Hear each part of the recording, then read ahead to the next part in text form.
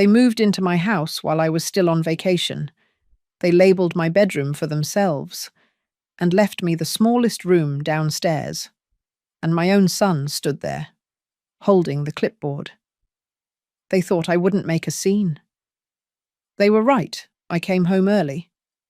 Before I tell you what happened next, if you believe respect matters at any age, I'd be honoured if you subscribed and tell me where you're listening from. Stories like this aren't about revenge. They're about remembering who we are. I'm 74 years old, a widow for 11 of those years. My name is Helen. I live in a 2-story brick house in Portland. The steps creak when you lean too hard. The porch catches the last light of day. Every evening, I sit there with tea. Chamomile. No sugar. My husband used to complain about that. Tea should taste like something, he'd say. I'd tell him peace doesn't need flavour. After he passed, the house changed. Not empty. Empty is when nothing was ever there. This house still holds him. His reading glasses remain on the nightstand. Some people say that's unhealthy. I say love doesn't expire neatly. Mornings are slow now, stretching by the window, watering roses he planted in '98. I talk to them sometimes. They've survived storms, too. My son Daniel lives across town, 42, always in motion. His wife, Lauren, is efficient, organised, careful with her tone. In the early years, she was sweetness itself. Lemon bars on Sundays. Mum, you must be tired. Little hugs before leaving. I felt chosen. When Daniel lost his job years ago, I covered rent. When daycare crushed their budget, I stepped in quietly. Temporary, they said. Family looks after family. That's what I believed. After my husband died, helping them made me feel less invisible. I wired money for their first car. Lauren cried. Called me a blessing. Blessing. It's a dangerous word when you need to feel needed. Over time, the thank yous shortened. Then they disappeared. Requests didn't. Mum, can you help just this once? Just once became a pattern. I kept saying yes. It felt kinder than saying no. Lauren began commenting on the house. It's so big for one person. You shouldn't be climbing ladders at your age. What if you fell? Concern sounds a lot like calculation when you hear it twice. I noticed the way she scanned rooms, measured corners with her eyes, but I told myself I was imagining it. 2 years ago, I paid off the mortgage. I stood in the kitchen alone holding the final receipt. We did it, I whispered. I meant my husband and me. That house was proof. Proof we built something that lasted. Life was quiet, predictable, lonely sometimes, but steady. Tuesdays at the library, Saturdays baking bread. I didn't need excitement. I needed peace. When Daniel mentioned visiting more often, I smiled. I pictured laughter in the kitchen again. I didn't realize I was picturing something else entirely. That summer, I booked a 5-day trip to Maui. My first real vacation in years. Daniel insisted. Lauren helped pack. At the airport, she hugged me tight. Don't worry about a thing, she said. It sounded generous. Now I hear it differently. The night before I left, I walked through every room slowly, checked the locks twice, touched the banister, paused in my bedroom doorway. It felt steady, solid, mine. I didn't know it then. But that quiet was the last untouched peace I would feel for a long time. It was the 3rd evening in Maui. The sky was orange and forgiving. The ocean rolled in slow, steady breaths. I remember thinking, maybe I should travel more. Then my phone buzzed. Motion detected. Front hallway. I smiled at first. Probably the cat sitter. I opened the camera feed casually. Then I stopped breathing. Lauren stood in my foyer. Her mother beside her. Her father near the staircase. not visiting, measuring. Her father pulled a tape measure across my living room wall. Lauren pointed toward the stairs. Her mother opened my kitchen cabinets like she was checking inventory. I didn't gasp. I didn't panic. I went very still. Lauren laughed. Not nervously, confidently. "Once everything's in, she won't make a scene," she said. "She hates conflict." Her mother nodded. "We'll take the master upstairs." The master. My bedroom. The words didn't hit fast. They sank. Lauren continued. "By the time she flies home Sunday, it'll be done." Done. Like I was an obstacle to move around. Her father gestured toward my husband's reading chair. "We can put our cabinet there." That chair still held the shape of him. I turned up the volume. Movers were inside now, carrying boxes labeled Master Bedroom. Then Daniel walked into frame. My son, hands in his pockets, watching. Lauren handed him a clipboard. He scanned it, nodded. I zoomed in. A floor plan, rooms labeled neatly. Mom and Dad, Master. Office. Craft room. And at the bottom, downstairs, guest, Helen. Guest. In the house I paid off. In the room where I buried a husband. Lauren's mother lifted one of my dinner plates. "These are outdated. We'll donate them." Donate. 30 years of Christmas dinners.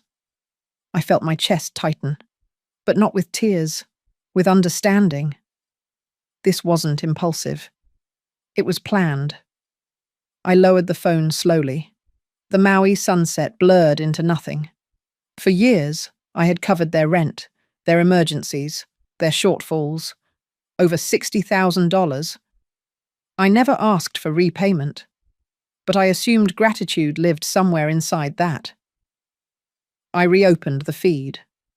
Lauren stood in the center of my living room, confident, certain I would adjust, because I always had. And then she said something that changed everything. "She'll be happier downstairs anyway. Less stairs." Happier. That word did it.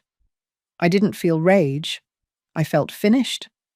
I opened my airline app, booked the next red-eye home. 4 hours later, I was folding clothes into my suitcase. My hands were steady, but something inside me had locked into place. For years, I confused kindness with surrender. That night, watching them replace me, I didn't feel explosive anger. I felt something quieter, a door closing inside my chest.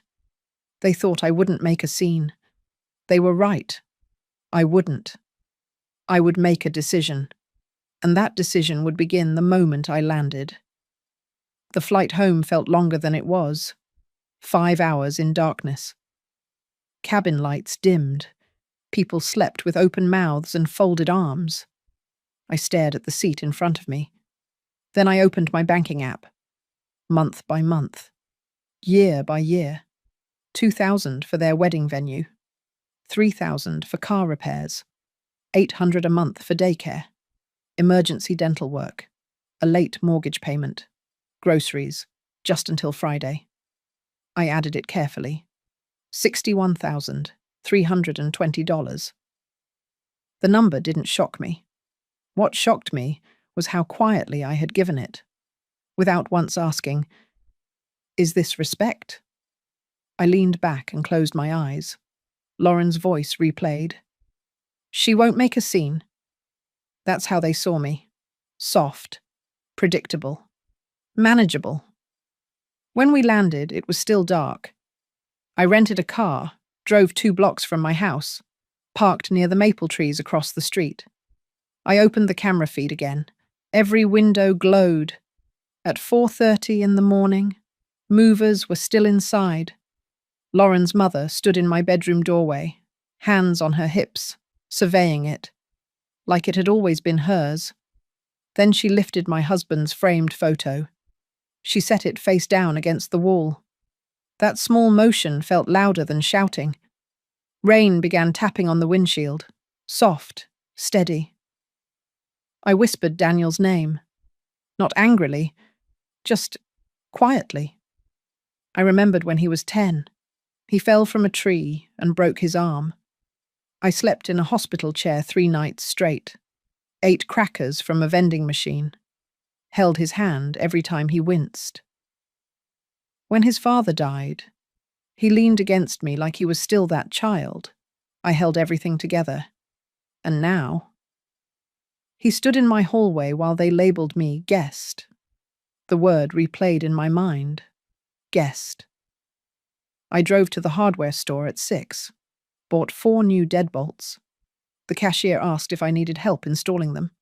I smiled gently. No, I said. I've learned how. Back in the car, I sat still for a long time. The rain slowed. Sunlight began pushing through clouds.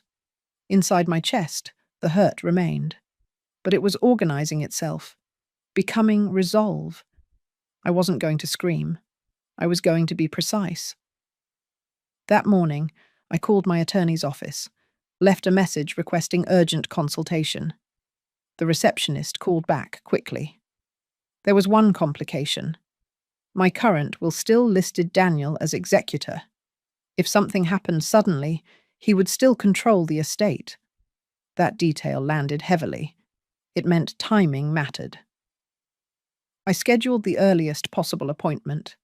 Then I reserved a storage unit, gathered my deed, insurance papers, tax documents, printed every screenshot. Lauren measuring walls, her father marking tape lines, Daniel holding the clipboard. Every image time-stamped. I assembled everything into a binder, labelled it simply evidence. When I finally pulled into my driveway, it was just after 9.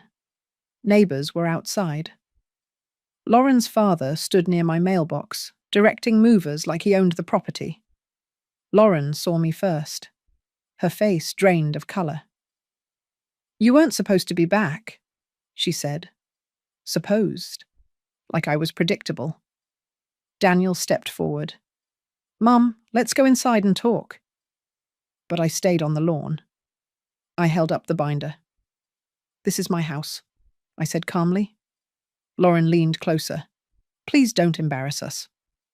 Embarrass. Not hurt. Not betrayal. Embarrassment. Neighbours slowed. I read the floor plan aloud. Then the email about asking forgiveness later. My voice did not rise. The movers gradually stopped lifting boxes.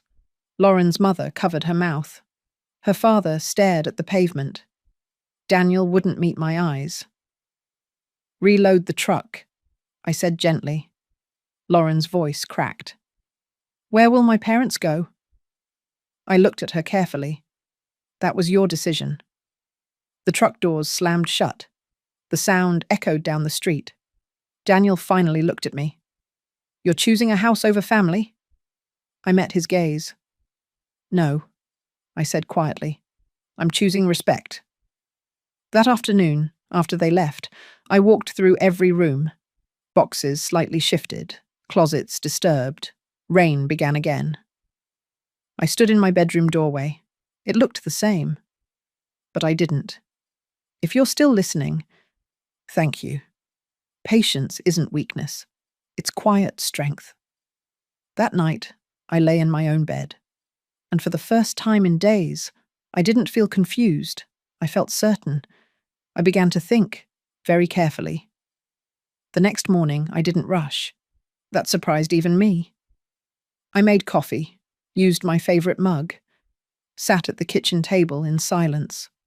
No shaking hands, no dramatic speeches in my head. Just clarity, the kind that only comes after humiliation burns itself out. They thought age made me weak. But age doesn't make you weak. It makes you observant. And I had been observing for years. I opened my notebook. At the top of the page, I wrote one sentence. They moved into my house while I was on vacation. I underlined it, not because I needed proof, but because I needed focus. Emotion clouds decisions. Facts sharpen them. At 10 a.m., I met with my attorney. A quiet woman named Margaret. Silver hair, Sharp eyes. I handed her the binder. She flipped through it slowly. Didn't interrupt. Didn't react. Just turned pages. When she reached the floor plan labeled with my bedroom reassigned, she stopped. "You did not consent to any of this?" she asked. "No." "And they had keys?"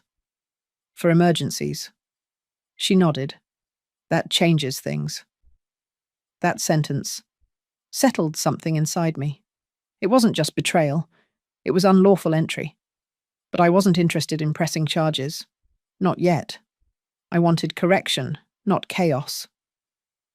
Margaret leaned back in her chair. "Your will needs revision immediately," she said. I nodded. Daniel was still executor. Lauren was secondary beneficiary. That structure was built on trust. Trust that had now been broken. We restructured everything. The house would be placed in a living trust. A neutral third-party executor. Disbursements staggered over time. No lump sums, no quick liquidation. Margaret typed steadily. "Do you want to remove your son entirely?" she asked gently. I paused. That question carried weight. I closed my eyes for a moment. Daniel at 7 years old, building Lego towers on the living room rug. Daniel at 15, learning to drive in this very driveway. Daniel at 22, crying quietly at his father's funeral. I didn't want revenge against my son. I wanted accountability. "No," I said finally, "but there will be conditions." Margaret nodded. Respect-based clauses, behavioral requirements for access, financial transparency requirements. And one more thing. If I required assisted care in the future, it would be chosen by me, not by him. That detail felt important, because this wasn't just about property, it was about autonomy. After the meeting, I sat in my car for a long time. The sun reflected off the windshield. I realized something strange. I wasn't angry anymore. I was steady. Revenge doesn't have to be loud. Sometimes it's paperwork. Sometimes it's patience. Sometimes it's removing the ladder quietly and letting people realize they've been climbing air. That afternoon, I visited the bank, met with my financial advisor, reallocated accounts, restricted transfer privileges, closed the informal line of credit I had extended to Daniel years ago. He never knew it existed formally. He just knew I always said yes. Now the answer was no, not cruel, just firm. That evening, Daniel called. I let it ring. He called again. I answered this time. "Mum, can we talk?" His voice was smaller now, not defensive, just tired. "We can," I said calmly. "But not about changing my mind." Silence. "I didn't think you'd go this far," he said. "I didn't think you would either," I replied. That landed. He exhaled slowly. Lauren had apparently blamed him for everything. Her parents were furious. There were arguments, tension, consequences. I didn't gloat. I just listened. Because this wasn't about punishment. It was about balance. "Daniel," I said finally, "you need to understand something. You don't move into someone's house without asking." "I know," he whispered. "No," I said softly. "You didn't." Long pause. "I thought once you saw how good it would be," he began. "That's the problem," I said gently. "You thought for me?" That silence stretched longer. I didn't rush to fill it. Let people sit in their choices. It's more powerful than shouting. He asked if we could meet. I agreed. Not at my house, not at his. Neutral ground, a quiet cafe. I chose the time carefully. Public, calm, controlled. Because when they moved into my house while I was on vacation, they thought I wouldn't fight back. They mistook quiet for surrender. But silence can build walls stronger than words. And I had built mine carefully. By the time I returned home that night, everything was legally secure, financially protected, structurally reinforced. I walked through my hallway slowly, touched the banister Daniel once slid down as a boy, paused at the kitchen doorway. The house felt different. Not because they had touched it, but because I had defended it. That changes something inside you, when you choose yourself. I turned off the lights one by one, locked the door, checked the new deadbolt. The stage was set. All I had to do was wait. We met 3 days later. A small cafe downtown, neutral ground, soft music playing, morning light through tall windows. I arrived early, chose a table near the back, not hidden, just steady. Daniel walked in alone. Lauren did not come. That told me something. He looked older, not physically, just worn. He sat across from me. For a moment, neither of us spoke. He stirred his coffee without drinking it. "I'm sorry," he said finally, not defensive, not rehearsed, just quiet. I watched his hands. They trembled slightly. "I believe you're sorry," I said calmly. His eyes lifted. Relief flickered there, but I didn't let it settle. Being sorry isn't the same as understanding. That landed heavier. He swallowed. "I thought we were helping," he said. "No," I replied gently. "You thought I wouldn't fight back." His jaw tightened. He didn't deny it. The truth, once spoken, doesn't need repeating. We sat in silence for a moment. The espresso machine hissed in the background. People laughed softly at another table. Life went on. "You changed everything," he said finally. "Yes. The will. The trust. The accounts. Yes." He looked down. "So I don't matter anymore?" That sentence carried the real fear. Not money. Not property. Relevance. "You matter," I said softly, "but access is earned." His eyes filled slightly. "I never saw you as weak," he whispered. I tilted my head. "Then why did you treat me that way?" Silence. Longer this time. That's the thing about quiet strength. It forces honesty. "I didn't want conflict with Lauren," he admitted. "It was easier to assume you'd adjust." There it was. Convenience. I nodded slowly. "When your father was dying," I said quietly, "conflict would have been easier too. But I stayed. I protected this house. I protected you." His breath caught. "I know." "No," I said gently. "You're just now beginning to." He wiped his eyes quickly. Not dramatic, just human. "I've asked Lauren to apologize," he said. "That's between you and her," I replied. "Respect doesn't come through intermediaries." He nodded. He looked smaller now, less entitled, more reflective. "I don't want to lose you," he said. "You didn't lose me," I answered. "You lost access to control." That distinction matters. He sat back. Let that settle. "What do I do now?" he asked quietly. And for the first time, that question felt sincere. "You learn," I said. "You build your own stability. You stop relying on mine. No anger, no bitterness, just boundaries." "I will," he said.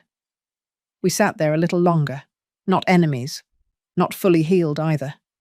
Just two adults adjusting to truth. Before we stood, I reached into my bag. I slid a single envelope across the table. "What's this?" he asked. "A statement," I said. He opened it. Inside was the full financial ledger, every dollar documented. $61,320. He stared at it. "I didn't know it was that much." "I know. That's why I calculated it. Not for repayment, for awareness." He folded the paper slowly. "I'll pay you back," he said. I shook my head gently. "This isn't about repayment. It's about recognition." He nodded. That hurt him more than any demand would have. When we stood, he hugged me, carefully, like someone afraid to break something fragile. But I wasn't fragile anymore. I was steady. He walked out first, didn't look back, and I stayed seated for a moment, finished my coffee slowly. Outside, the sky was clear. The air felt lighter. I didn't feel victorious. I felt balanced. Sometimes the loudest moment in life is when you say nothing at all. And in that silence, I finally felt free. It's been 6 months now. The house is quiet again, but it feels different. Not empty, not fragile, just mine. Daniel and I speak occasionally. Short conversations, careful ones. There are no more emergency money requests, no casual assumptions, no unannounced visits. Respect has replaced convenience. And that matters more than reconciliation. Lauren sent a message once, a brief apology. It wasn't perfect. It wasn't poetic. But it was direct. I appreciated that. I didn't rush forgiveness. Forgiveness, like trust, moves slowly. I still sit on my back porch in the mornings, coffee in hand, watching sunlight move across the garden. Some days I think about that first moment, when I opened the security camera feed, when I saw strangers walking through my hallway, when I saw my name assigned to the smallest room. That was the day everything changed. Not because they tried to take my house, but because I finally stopped letting people take pieces of me. They moved into my house while I was on vacation. That sentence used to sting. Now it feels like a turning point, a boundary drawn, a lesson learned. Age did not make me weak. It made me clear. Clear about what I deserve. Clear about what I will not tolerate. Clear about the difference between being loved and being used. For years I thought being a good mother meant endless sacrifice. Now I know better. Being a good mother also means teaching your children consequences. Being generous does not require being erased. And being alone does not mean being lonely. Lonely is when you are surrounded by people who diminish you. Alone is when you are at peace with yourself. I sleep well now. That's how I measure justice. Not by who lost, not by who apologized, but by whether I can rest without resentment. And I can. If there is one thing I've learned, it's this. Respect, once lost, can be reclaimed if you wait for the right moment. And sometimes the strongest thing you can do is close your own front door and keep the key. Would you have handled it differently if it were you? Tell me in the comments. And if this story spoke to you, stay with me for the next one.